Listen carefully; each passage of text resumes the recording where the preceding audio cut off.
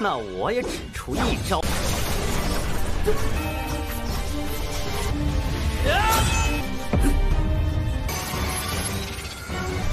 无章，竟然真的一招把他该不会将自己领悟的剑意全部……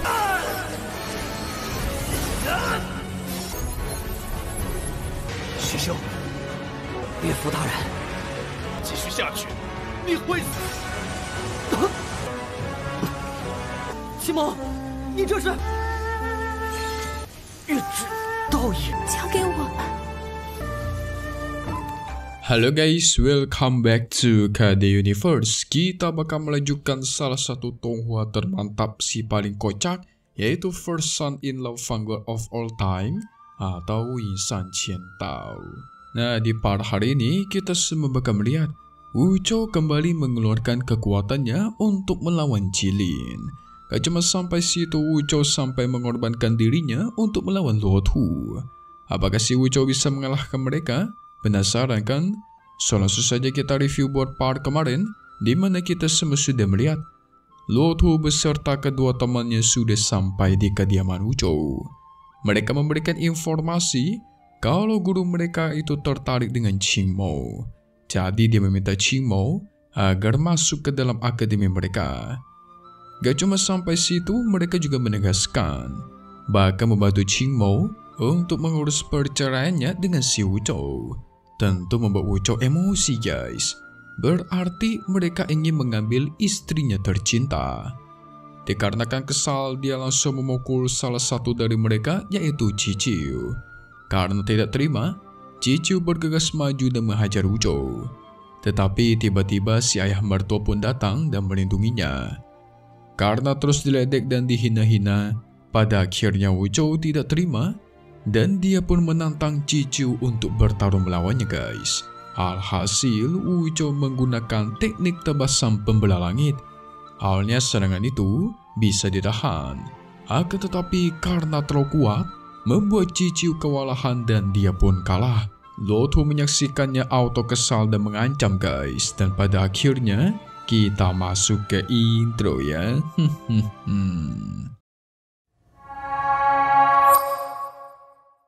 Setelah itu Luotu yang kesal, juniornya dibully-bully oleh Wuchou. Dia menyuruh salah satu juniornya lagi yang bernama Jilin agar maju menghabisi Wuchou. Segera Jilin memadatkan kekuatannya dan menyerang. Tapi sayang, ayah mertua dan Qingmou mulai khawatir karena Jilin pasti lebih kuat daripada Qiming. Wuchou tidak takut. Dia malah tidak bergerak sedikit pun dari tempatnya dan tidak mengeluarkan teknik apapun. Tetapi apa yang terjadi? Tiba-tiba dari langit muncullah sebuah petir yang menahan tekniknya Jilin. Apalagi petir itu langsung menyebar Jilin, membuat dia tidak sadarkan diri guys. Yang ternyata itu merupakan bendera militer yang melindungi si Wuchou. Bendera militer itu menyerang Jilin soalnya dia berasal dari luar dan ingin menyakiti orang-orang yang ada dalam kota ini. Jadi bendera militer itu semacam proteksi atau pelindung yang melindungi kota ini.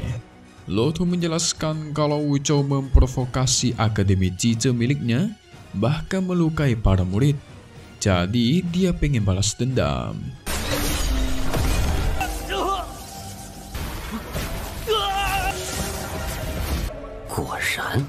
Si ayah mertua membalas kalau murid akademi Zizhe duluanlah yang melakukan penindasan. Wuchou yang menyaksikannya auto terkejut.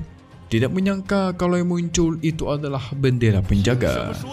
Tapi si Luotu masih meminta izin guys untuk membalaskan dendam para junior. Karena di sini dia sangat yakin bakal diizinkan.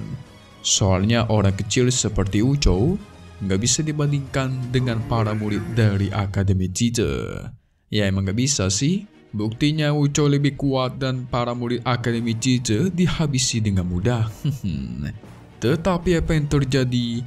Sang bendera militer tidak mengizinkannya guys, dan malah mengancam Luotu kembali. Dia juga menegaskan kalau tidak bakal membiarkan pahlawan manusia ditindas. 是纪泽学宫弟子，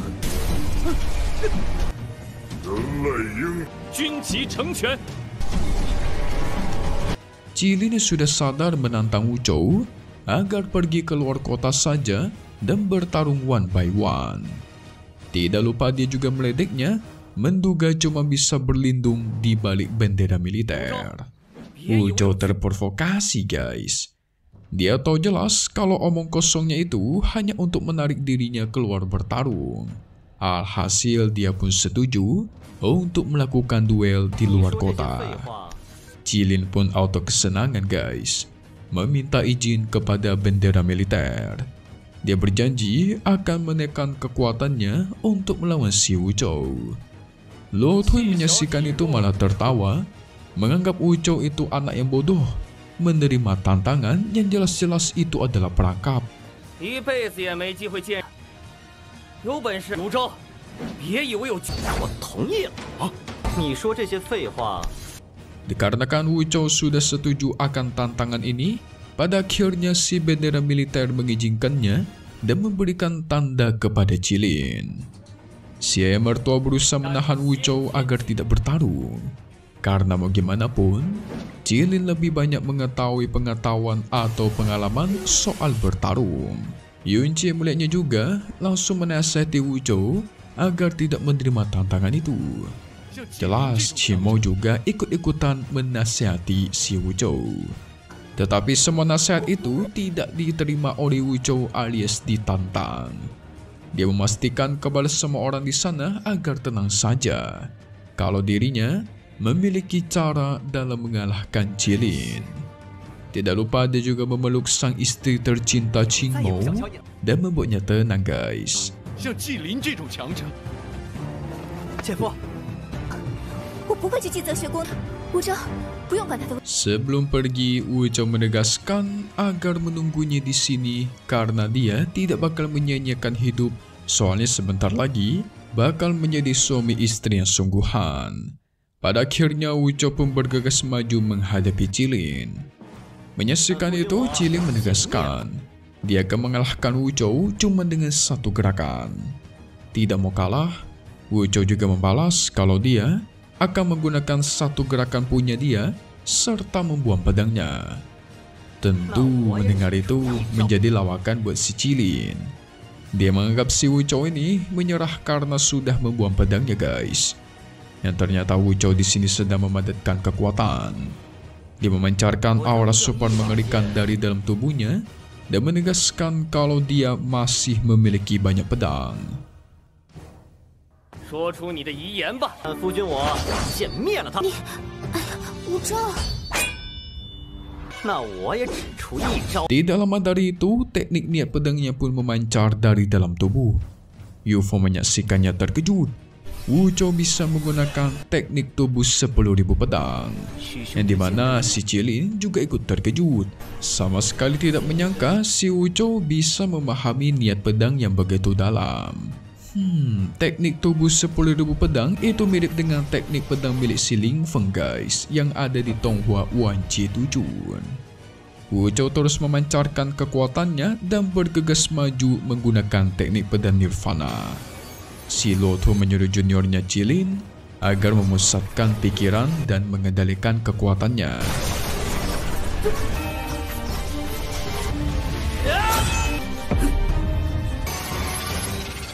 Jilin pun mengeluarkan kekuatannya membentuk sebuah formasi, yaitu formasi 5 karakter dalam menahan teknik pedang Nirvana Wuchou. Tetapi sayang guys, di hadapan teninya Wuchou, formasi itu tidak berguna, sehingga pada akhirnya pun dihancurkan. Alhasil, Jilin terkena serangan telak dari Wuchou. Dia sama sekali tidak menyangka dia bisa dikalahkan cuma dengan satu serangan oleh si sampah Wuchou. Dan pada akhirnya dirinya pun jatuh pingsan. Si Luo Tui dikejutkan, juniornya lagi-lagi dikalahkan. Tidak lupa Wuchou juga maju kembali menantang si Luo Tui. Yu Fei berada di sana menasihati Wu Zhou agar tidak menantangnya karena dia merupakan salah satu dari ke-9 jenius.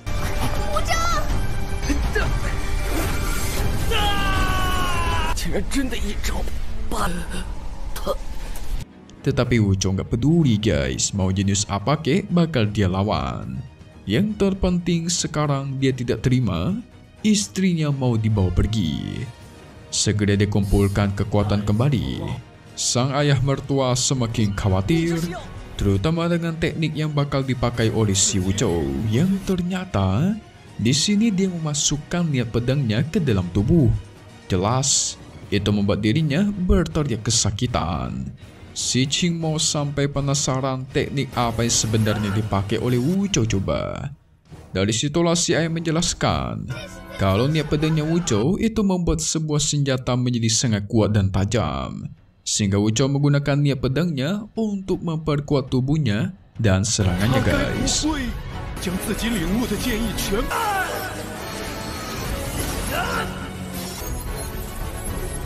Akan tetapi efek sampingnya tubuh Wu Zhou bisa mengalami luka permanen sampai hancur. Karena yang namanya tubuh manusia tidak sekeras dengan logam ya kan? Itu membuat Qing Mo khawatir dong. Yun Jie ada di sana tidak menyangka Wu Zhou sampai bertindak sejauh ini. Ini sungguh di luar nalar. Yu Feng sampai dibuat terkagum-kagum kepada Wu Zhou karena dia lebih tangguh. Tidak lama dari itu, Wu Zhou sudah selesai menyatukan dirinya dengan niat pedang. Dia segera maju sambil mengeluarkan niat pedangnya guys. Tidak lupa dia memastikan kepada si ayah agar tidak perlu khawatir. Dia bisa menahan semua ini. Dengan perlahan dirinya pun maju ke arah Lo Tu. Tidak mau membiarkan Wu Zhou terluka, Qing Mo bergegas maju menghampirinya.